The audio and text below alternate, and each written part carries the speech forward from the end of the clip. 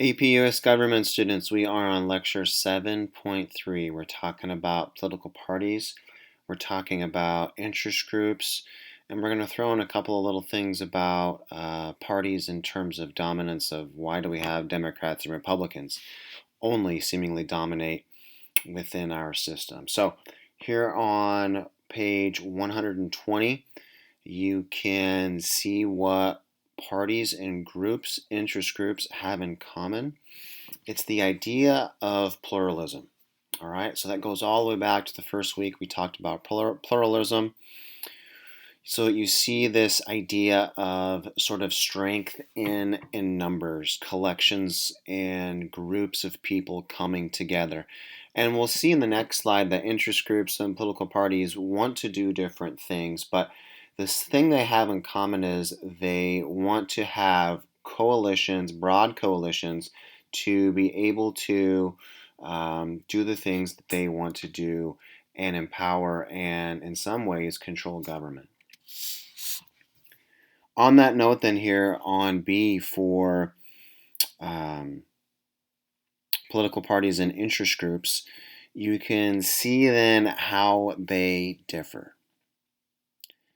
If we think about a platform and we look at political parties, they're going to have all sorts of interests within that party. Think about the Democrats in terms of they've got ideas on climate change and taxation and fiscal policy and COVID-19 and you name it. And you heard that from a number of Democratic candidates, Joe Biden and others.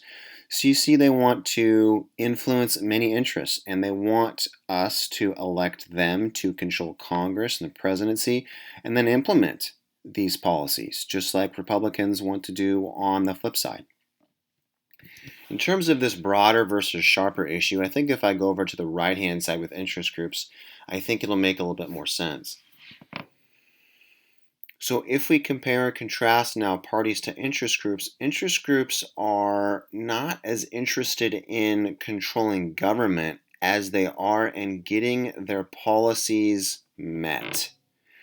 So, for example, the Sierra Club, they're not really interested in taxation or COVID-19 as they are in the environment.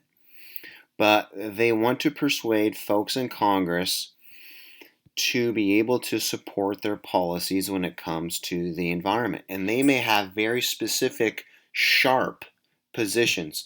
We want to enter the Paris Accord. We want to decrease emissions, so on and so forth. They have specific things, usually these interest groups, that they want and expect people that are going to get their money in terms of their dues and campaign contributions to believe. All right. Whereas on the other side, if we go back to political parties for a second, well, Democrats may say, well, maybe if we pick and choose from a couple of those things, Sierra Club, can we get your support? But, gosh, we don't really want to go that far, maybe as far as you want to go with some of these things. So it's this consistent tug and pull sometimes between interest groups trying to push political parties and their beliefs to do certain something, and political parties saying, gosh, we don't want to go that sharp. We want to be a little bit broader with that issue because we don't maybe want to alienate so many voters out there. All right? So hopefully that all comes full circle and you can see that. Party breakdown. So what do? As I talked about, they're going to create party platforms. So you can think about all those different views that they have. Campaign management, all right, the fundraising, the TV ads, I just can't even imagine the enormous amount of planning that goes into, you think about Donald Trump, he may go to 5 or 6 different stops, in a day. In terms of getting people to come out and organization and all sorts of different things. Just the amount of management that it takes is just mind-boggling. And then candidate recruitment. So you don't really see that as much at the national level, but you think about candidate recruitment. Democrats in Nebraska kind of struggle to find good Democratic candidates in some of these positions. Saw that they struggled with the Senate seat. But you can see they're going to go out there and trying to find good people to run against Republicans to try and potentially win some of these seats. Sometimes they're able to find good people, and sometimes they're not. Success, it takes money, and they say, money is the mother's milk of politics. It takes billions and billions of dollars, and that's going to play into what we're going to see here in the next slide, and that's why Democrats and Republicans is part of the reason why they dominate our country's political landscape. As we now flip to page 121, this is kind of getting more so into why the Democrats and Republicans dominate within our country. And it's not just necessarily the money or the organization that they have, but we've really put in place within our country a number of different things that support a two-party system. Those of you that will take comparative next semester, you'll dive into this a lot more, but just to kind of give you some basics of it, we have election laws that make it difficult for third parties to even get on the ballot. In a lot of states, they have to have so many write-ins, to be able to even put their candidate on the ballot. What I mean by that is they may have to have, 5, 6, 7,000 people showing that they're a part of that party just to get their candidates on the ballot for certain positions. The Electoral College format. This is a big one. So think about this for a second. Nebraska and Maine are the only two states that divide up their electoral votes. So as you think about it from a practical standpoint, the Electoral College really plays to the most powerful parties, the most powerful candidates within our country. How? Whoever gets the most votes gets all the electoral votes.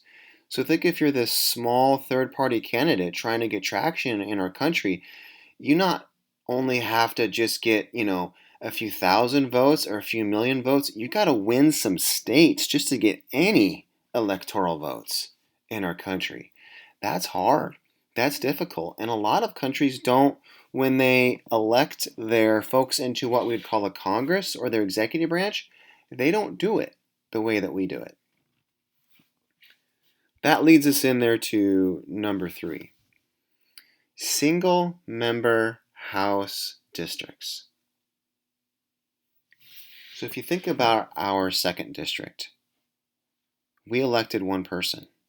We elected Don Bacon. All right.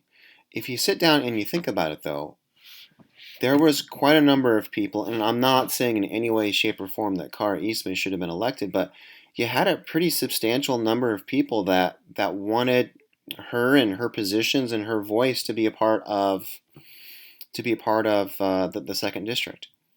If we use just a small example, what another nation may say to themselves is, maybe Nebraska's 2nd district shouldn't have just one person. Maybe they should have 3. Maybe they should have 3 people go to Congress. And if you think about it from that standpoint, think about this. If people were to go out and to vote, and let's say the Republicans got 2/3 of the vote, is potentially realistic, and the Democrats in the 2nd district got 1/3 of the vote, you guys could see how that could break down. Our 2nd district, instead of just sending one person to Congress, could send 3. And that kind of proportions out. Doesn't that to some extent kind of make a little bit more sense? So you could send 2 Republicans and 1 Democrat. And that really kind of echoes more so the voice of the people that live in our area. But think about it. That's not the way our country does it. Single member districts support the strongest parties. Single member districts support the strongest parties because guess what? Whoever gets the most votes wins. Let's take a look at this example just to kind of solidify that a little bit more. If you look at the single member districts, if you take a look at there on the left, let's take a look at that there for just a second.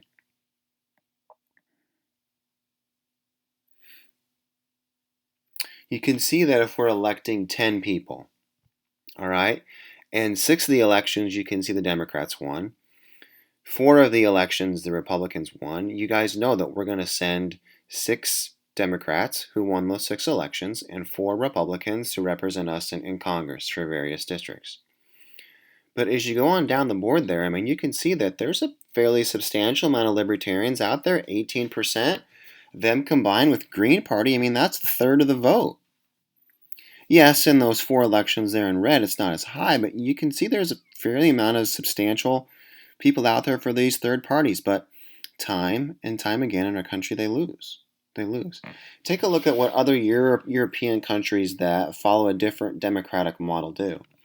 As I was talking about on the other slide, they may have one election, they may vote for party, and if they have 10 seats, they may say, hey, look at that there in the green. Democrats, you get 4 seats. Republicans, you get 3 seats. So you can begin to see how Libertarians and Green Party, our smaller parties in our country, start to be able to gain some traction. All right, they start to get somewhat of a voice. Whereas, as you know today, I mean, there's only like out of 500 and some folks in Congress, like 1 or 2 that aren't a part of the Democrat or Republican parties. All right, interest groups here, real quick, so you can see interest groups, lo and behold, groups who represent interests are really, yeah. Nothing to really write down there. I'm going to breeze through this real quick because I'm kind of running out of time. But interest groups here. Organizations of an interest trying to influence policy in their favor. So a little bit different here. So we're not necessarily trying to win elections. We're trying to win those that are in office or who are going to be coming to office to support their positions. And you can see the 3 different things that they do that we're going to break down here on page 122. They want to educate voters. They've got newsletters. They've got websites. And if you go to some of these different websites, I mean, you pick one of them like the NRA, National Rifle Association. They've got every single person in Congress, and it's like a grade. And they want you to go there around election time, and they want you to see, hey, if your candidate, your incumbent, got an F, they don't want you to vote for that person. So you can see they've got these voting records. Additionally, on the bottom there, they have people that they will hire that will go to talk to people in Congress and say, hey, we don't want you to vote for this bill. And if you do, you're going to see campaign ads next time around when you're up for re-election, and you're going to see us give money to your opposition, which is what I have there on this next slide. They're going to support campaigns with the money that they have, from the dues that they gain, from the people that they get money from. All right, so you can see that there as well. Mobilizing members. I mean, this is your classic pluralism, strength in numbers. Think about it. It's one thing if you were to email Don Bacon, one person, one vote. But if the Nebraska Cattlemen's Association emails Don Bacon and they've got 10,000 members and they want to talk about different issues with beef, you and me may not think about that being a big deal, but it's a big deal because that's a lot of jobs, our agricultural industry. Or think about an interest group that is involved in our military. Yeah, Don Bacon's going to pick up that phone because that's a big contingency of the 2nd District. Page 123. All right. You do not have to memorize these interest groups. All right. And I'll talk later after the break about your portfolio. Don't really worry about it too much. What I do want you to kind of look at though here is the last one there. I want you to recognize that we're a generous nation within the United States. We give out billions of dollars a year in aid, and it's not just the Sierra Club or the NRA or MAD or any sort of domestic groups. There's foreign countries that are out there trying to get our tax dollars. So they will lobby as interest groups to try and get our money to go to them. So Israel is an example of that. And then finally, Mr. Wood, this is the same thing that we went through with the American government kids. I think you can have a good discussion with these AP kids to have them take a look at this and have a great discussion about what they would do, maybe get into their squads and talk about this and see what they come up with. All right. We'll see you soon, AP students.